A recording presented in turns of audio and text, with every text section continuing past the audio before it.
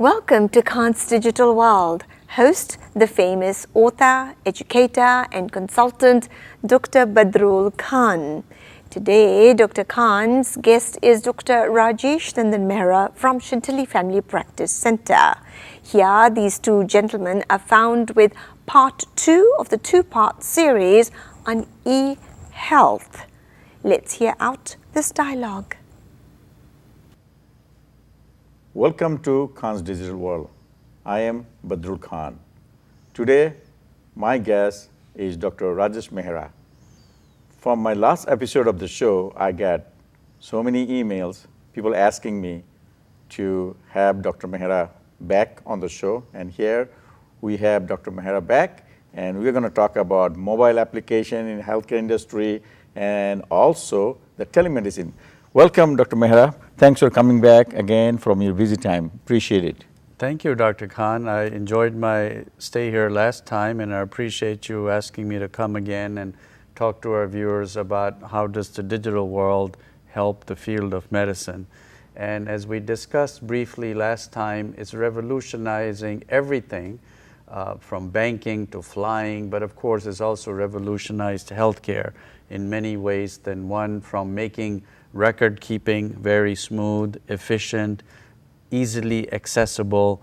I failed to mention one thing last time. We were discussing about how in a doctor's office we can smooth out and make a patient file.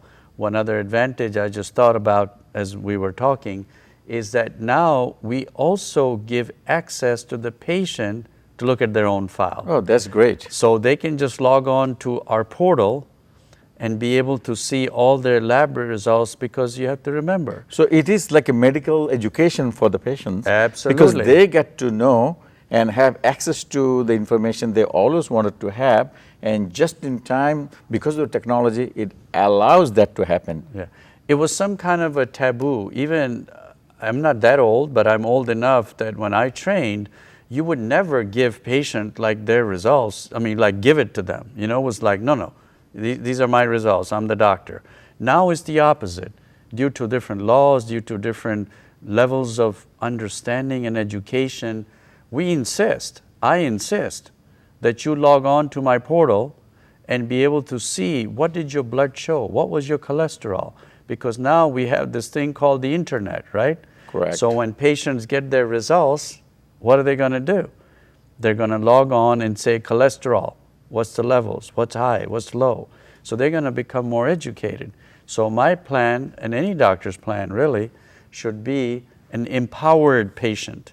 A patient that when they come in next time, going to say, well, you know, Dr. Mehra, why did you give me this medicine? Why didn't you give me this medicine? So I want to have that dialogue about something very important, which is our health. So that seems like we have educated patients. Yes. Because of technology. Absolutely. But can they handle yes. information about their health, which was dark? In the dark. In the dark, and now is everything transparent? Yes, I think so. It makes for better health. It makes also one thing that I personally believe in, it makes the patient responsible. In the past, it's always been, Dr. Mehra, what can you do for me? Well, my question now is, Dr. Khan, what can you do for yourself about your health? Very good. So it serves as like a preventive medicine. Yes. Said that I will be prepared, that I don't have to ask Dr. Mehra, say, well, last time I don't know what's my blood sugar level, but I already know if I want to know. That's right. And then I go to you as a more prepared and educated patient. That's right. A lot of people will say, well, what was my cholesterol last time? So of course in our EMR, it plots it out. You can plot it at home. I have some patients that are computer savvy. They will bring me a chart of their sugars for the last 3 months. Wow. It's beautiful. You know what I mean? They're better prepared than I am. So you think that by these technologies, you losing more personal time with your patients?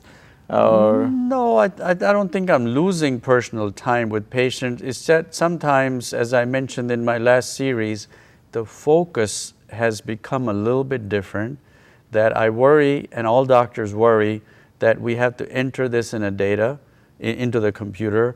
while before I could just talk freely. I could just spend a little bit more time. So, but it's a balance, right? So, do you think your patients are ready? How about their readiness to adopt this new way of? Oh yeah, everybody's ready. We spend basically our whole day on some computer thing, whether cell phone, tablet, iPad, whatever pad there is. I see 6-month-old to 1-year-old people, the mother and father, sitting in a restaurant, have given their child an iPad and they're seeing Cinderella and cartoons on it. So from the time we're born to the time we die, we're going to be connected to an iPad. Even though that's a very exciting thing that's happening to us, however, the older generation, they're probably lagging behind in the system. I hope that, medical professions like yourself will have more patience in your heart to help them out. Now, let's talk about telemedicine. Yeah. How do you see the future of telemedicine in the United States and other countries globally? Globally, very good question.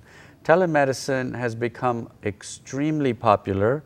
It's a multi-billion-dollar business, and it's changing the whole thing of medicine, not only in the United States, in certain parts, but globally is making a huge impact. For our viewers that may not be that familiar with telemedicine, telemedicine is very simple. You have a physician or anybody who's getting information beamed into their office from a remote facility to diagnose a problem. To give you an example, you have a rash. If you're out in the boondocks of Montana, there's no dermatologist.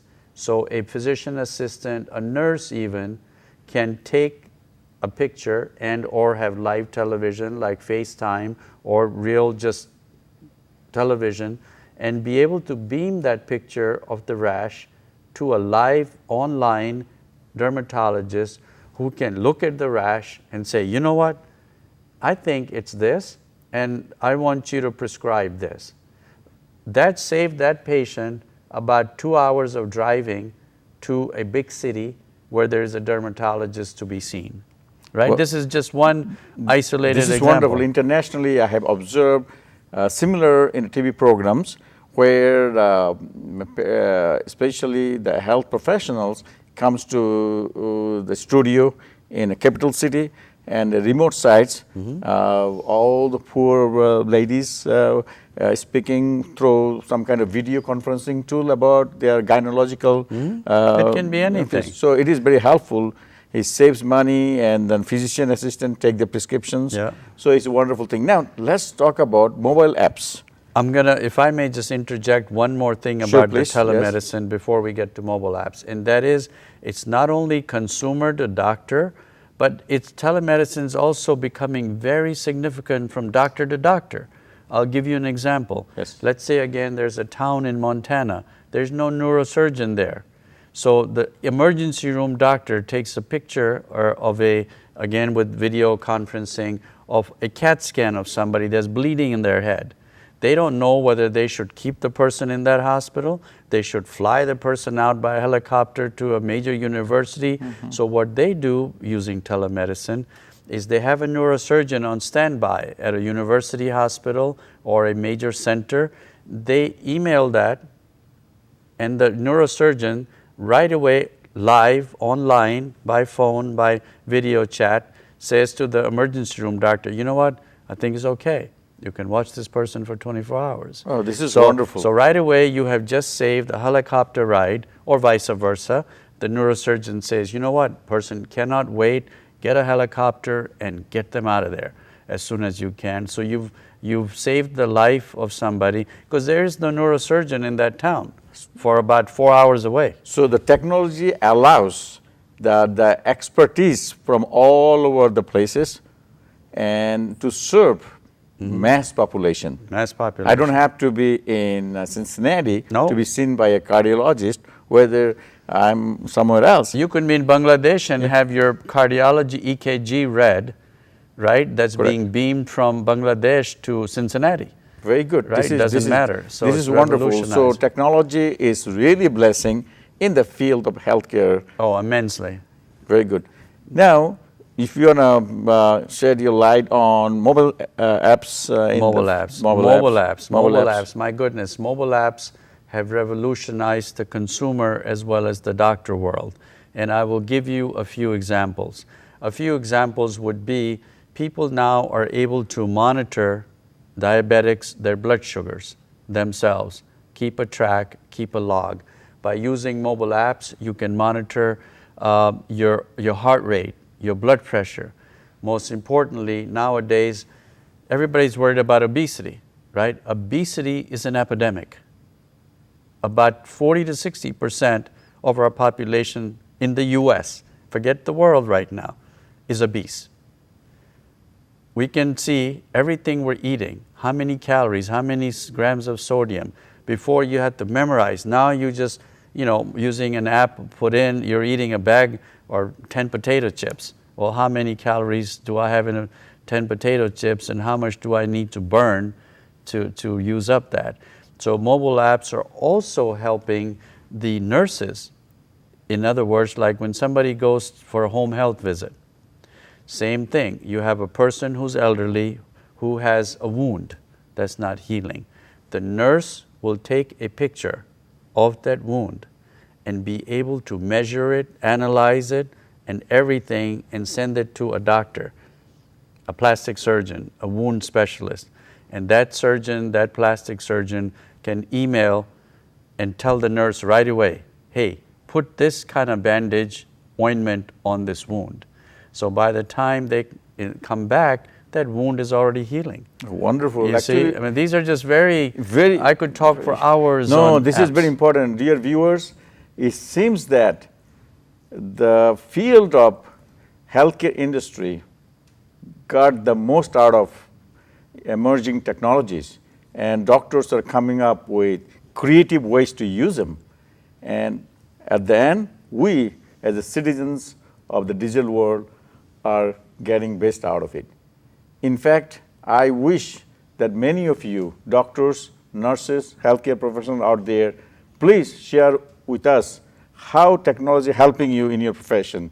This show, Khan's Digital World, is all about looking into the attributes and capabilities of all the digital technologies in every field that we know of. All across all disciplines are benefiting from digital technologies. And here, Dr. Mehra, he came up with all examples, global, about the telemedicine, mobile apps.